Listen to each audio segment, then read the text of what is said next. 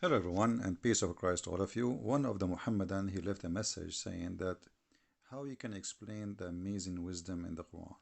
So I decided to share some of the amazing wisdom and the teaching of the amazing God. His name is Allah in the Quran. As you see, I'm using my phone, so excuse me, it's not as usual, but it does the job. Here we have in front of us chapter 33, verse number 53. And as you see, this is the Muslim translation, not my translation. Here we notice a story, supposedly. It's not a story, it's an order. The God of the heaven and the earth and the galaxies and beyond the galaxies is worried about three or four things. Let us review the wisdom of Allah. Believers, Abduls, enter not the house of the Prophet without his permission. Allah, the God of all Islam, is worried about entering the house of the Prophet without permission. Okay, hold on. If somebody entered the house of the Prophet and he is a prophet, public figure, he is a judge, he is a ruler, what will happen exactly? Isn't he a prophet? So you want to be a prophet or you don't want to be you want to be a private person who nobody enter your house? Okay. So Allah is worried about Muslims entering the house of the Prophet without permission. Later we will see why. And then he says, nor wait for a meal to be prepared. You go to the house of Muhammad, you say, I am poor man. The Prophet will say to you, well, we don't have a meal. He told the wives to say, tell them we don't have food, go. And then they stay waiting because, okay, you don't have a meal now, what about later? Maybe, people will eat. You don't have food now? What about 2 hours from now, 3 hours from now? We will wait. Don't wait. And don't wait for it to be prepared because it will never happen. And then here, Allah is a truthful. He is telling you the truth, that this is hurtful. This is hurting the Prophet. What is hurting the Prophet? To enter his house and to eat sandwiches which is not made for you. And Allah is not shy to express himself, and he is not ashamed of speaking the truth. What the truth? That this has hurt the Prophet, to enter his house without permission and to eat his meal. And here we need to stop. Many of you will say, well, I don't like people to go my house without my permission. But maybe you don't understand. If we go a little bit down, you see the interpretation made by the Abdul. It says to you that the Arab tradition, they go to their houses and they enter their houses, and not only that, they eat. Actually, if you are a stranger and you enter an Arab man's house, you stay in his house for 3 days, 3 nights, and they will not even ask you what's your name, which means your food, your accommodation is for free as a guest. It's a shame for an Arab man to ask you who are you and what do you want. Until you pass the first 3 days, then they will ask you. This is before Muhammad. After Muhammad, things change. Muhammad, he is an Arab, but he's different. He's cheap. He's selfish. He is crazy. He wants to be a prophet. The Arab, they used to be proud actually to have a guest. When somebody come to the tribe, they would be fighting over the guest who will sleep in the house of who. So if you sleep in the house of this person, you don't accept to sleep in the house of that person. That means you are insulted the other one. Muhammad is different. Muhammad, he don't want anyone to come, even those who they are believers. Those are his followers. Don't enter my house without permission. And the funny, they are not ashamed even to say to you that the Arab, they used to be a lot better than Muhammad. Read carefully. This is their interpretation, not mine.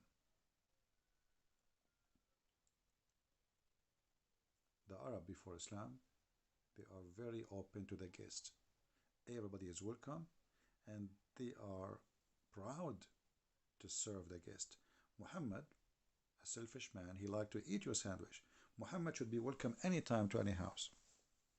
If you remember Muhammad, he went to his own son's house without permission and he entered the house and he flirted with the wife, as we saw and we explained before. And here we go to the second part of this video.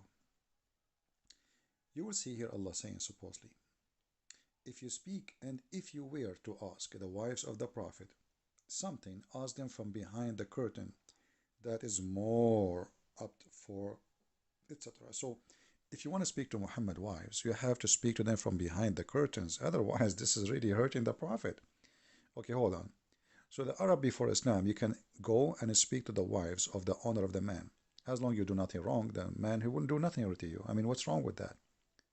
But because Muhammad is a very bad, evil man, because he, when he enter a house, he think about the women in the house, he think everybody is like him. To make it simple for you, if you are a person who have a good heart, what do you think? You think everybody around you is good-hearted. As simple as that. Decent, nice thinking. You never think about hurting others. Muhammad, because he is an evil man, he think everyone will enter the house of his house. He will like to speak to the wives of Muhammad for a dirty purpose. This is why he come with the curtain. And supposedly the excuse, it's Allah. It's not Muhammad he want that. It's Allah. You don't understand. Now, listen. Muhammad, he allow Muslim women to go in the street and they can speak to men. And they do not need to be behind the curtain. So why his wives have to be behind the curtain? That means wives of Muhammad cannot leave the house, and if they leave the house, they have to make a tent around them and to be in the curtain.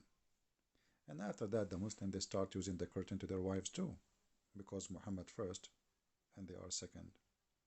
And then we see here the jealousy of Muhammad using Allah as a tool to fulfill his madness. He said, that is more, that it is not lawful for you because it cause hurt to Allah, Messenger. Allah Himself saying to you, if you speak to Muhammad's wife, not from behind the curtain, you are hurting him. If you speak to Muhammad's wives face to face, it's a big sin. If you eat Muhammad's sandwiches, if you wait for a sandwich to be prepared, that is a big sin. If you enter the house of the Prophet without permission, that is a big sin. And then he continues saying something more crazy. And not to even marry the wives after him. So not only you cannot speak to Muhammad's wives unless they are behind the curtain, Muhammad died, and now the wives are lawful to get married. Any woman, she is widow, she can marry a new husband in all religions. And actually, if you ask Muslims, did Muhammad marry women before and they were widows? He would say yes. As an example, Khadija. She have two husbands before him. She is 25 years older than him, yet he married her. Okay, question. He killed the husband of Safiya. He took her. He took many women after they were widow. Some he killed their women, said their husband. Some he took them after they became widow. So Muhammad have no problem to sleep with the women after her husband either pass away, get killed.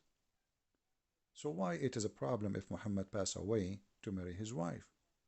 Because Muhammad is above mankind. He is a crazy man. He want to own those women even after his death.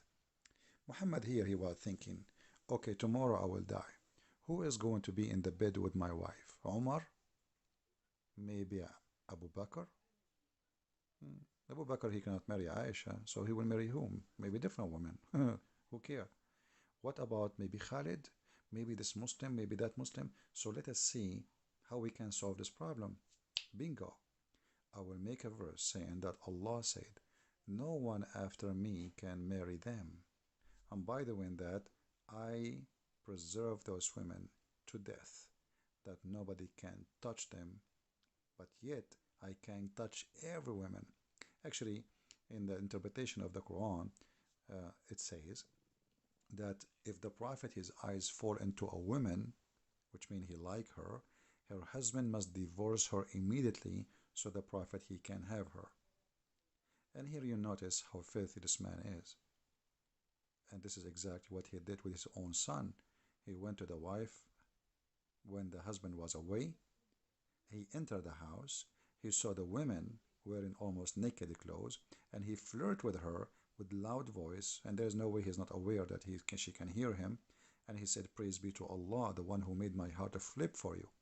Then the wife, she told the son, oh, your father was he, and he flirted with me. Then the son went to Muhammad, says, hey, I don't like this woman, you take her.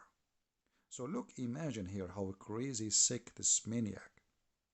He forbid to you what he loved to do. This is the wisdom of Islam. And here the interpretation actually exposed the madness of Muhammad. That the Arab, they used to be a lot better than before Islam from the Arab after Islam. Share your comment, post your comment.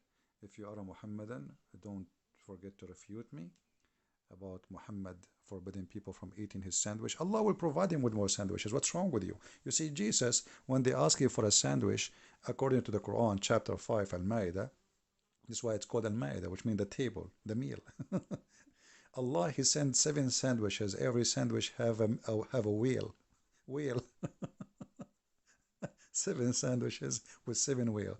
So why Allah is worried about people eating the food of Muhammad? What about Allah making miracle that people, they can come anytime and eat from his house and there's no problem, especially the poor? Here you will see the stupidity of a madman trying to make himself above mankind, using what he called God, making himself controlling everything around him, and forcing things so nobody discuss why. The wife, they will say to him, why we cannot marry after you? No, Allah, He said so. They cannot discuss that. Even the father of those women, they cannot say, okay, Muhammad, he died.